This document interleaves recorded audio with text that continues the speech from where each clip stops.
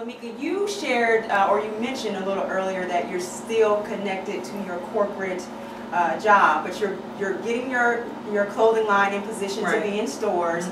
You're building your brand. So how has staying connected to your corporate job helped to build your business, and what advice would you give a woman who is so eager to get out there and quit that job and get that dream into play? What advice would you give that type of woman who may be watching us right now? Well, for one, it makes it so much easier. It makes life easier, and luckily for me, I've always held positions where I've enjoyed it. I choose the positions that I have versus just taking anything.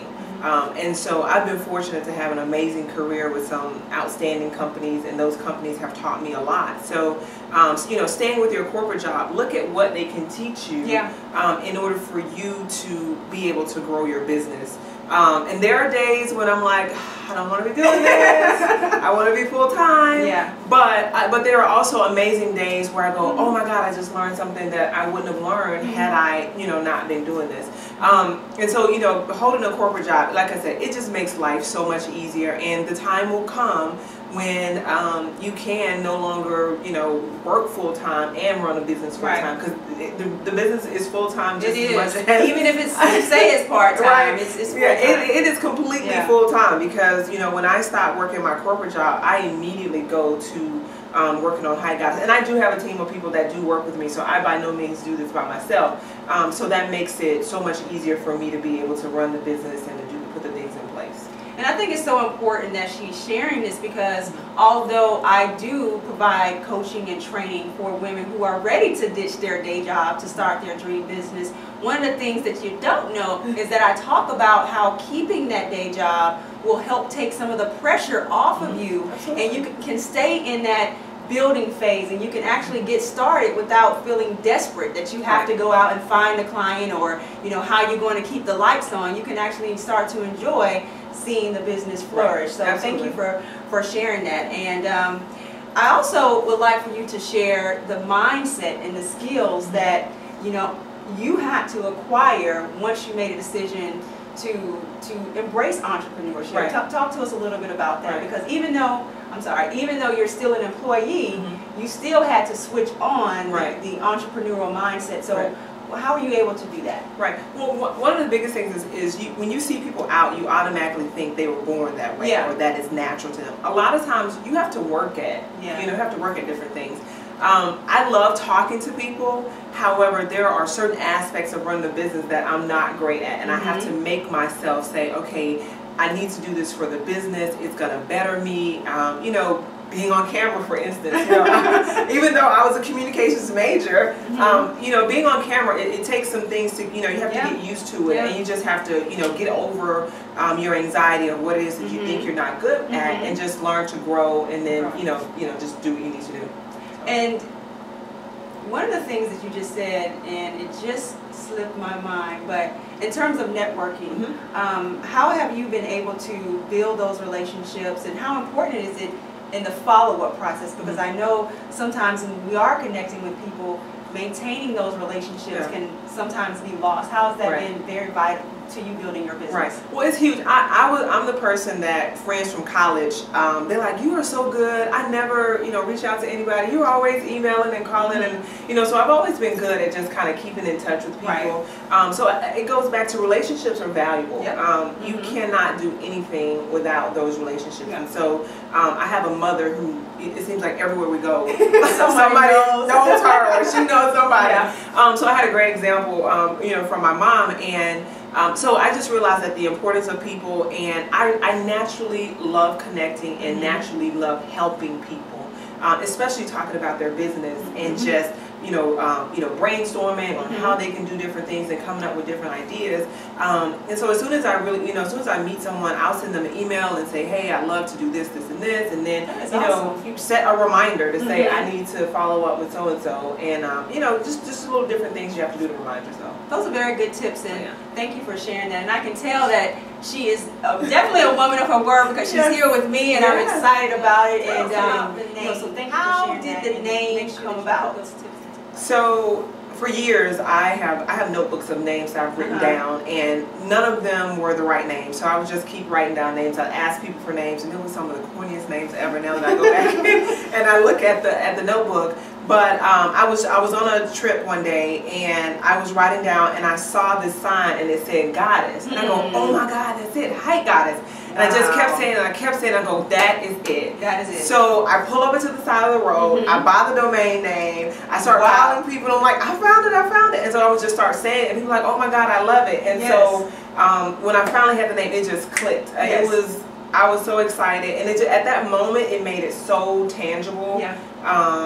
And it just felt so comfortable for me saying it, and I was just like, I got a name, you know. So and even, you know, going back to going from dreaming phase to actually making it happen phase, you know, did that, when you solidified that name, did it kind of, at that moment, make you, you know, somehow shift you into like, I'm ready to go out and make stuff happen? Because now you had something to identify your brand with. Right, absolutely. And it's funny because I was preparing, I would be out shopping, I'd see another tall lady, and I'd get a piece of paper and I'd write my name down, like, I don't have a name for this business yet. This is what I'm going to be doing. And if you give me your email address, I promise you I won't stalk you, but I love to stay in contact with you so that, you know, when I get the name. And so the first thing I thought is I can finally put something on a piece of paper that has a name and people won't think I'm crazy. So at that point, it just became so real, and it was something that I could now share with people, because before I was sharing my vision, but now I had the name, which kind of spoke to what the vision was about. So. Absolutely, and I can definitely identify that with,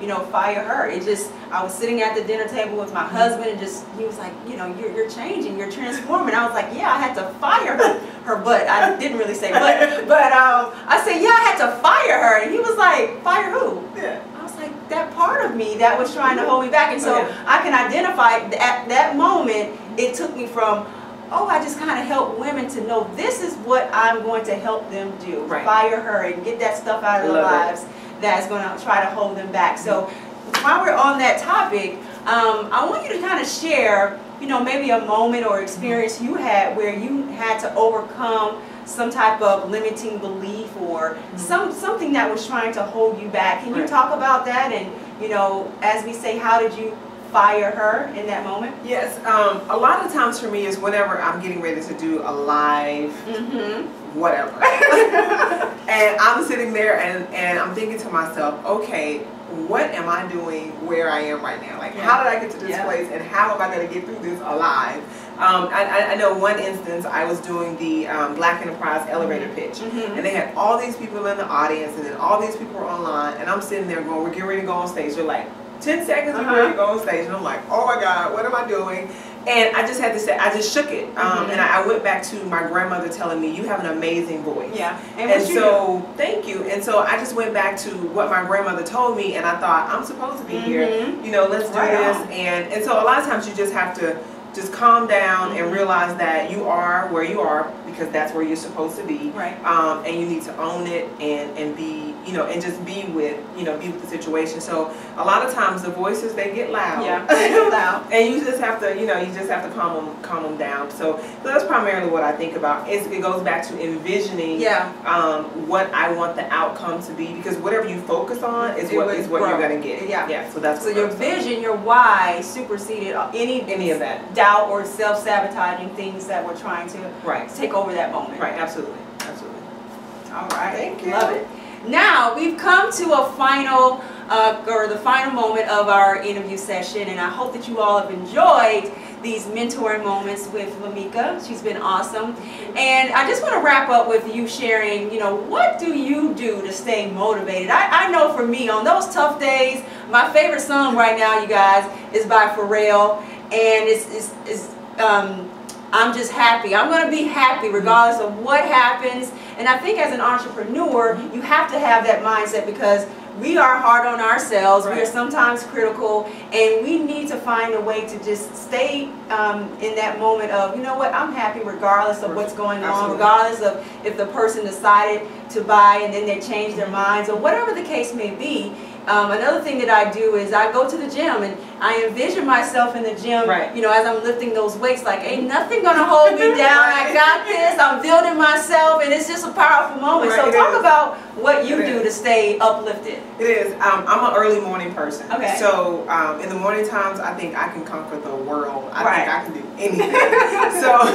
so it's so funny, but I like to go to the gym in the morning times, and so when that's probably where I get the clarity. Yeah. And it just, you know, it just gives me clarity to know that I can do what it is that I want to do. And you're right. I feel like I'm on top of the world, and I can just do anything. Yeah. So and just getting that serenity yes. and being grounded in who you are and what it is that you're wanting to accomplish.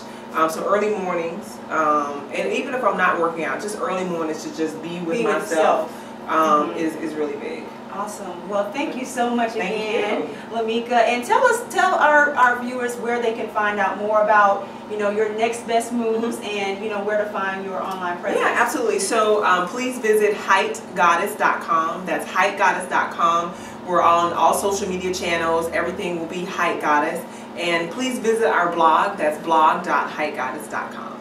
Awesome. I'll catch you guys next time. Bye-bye.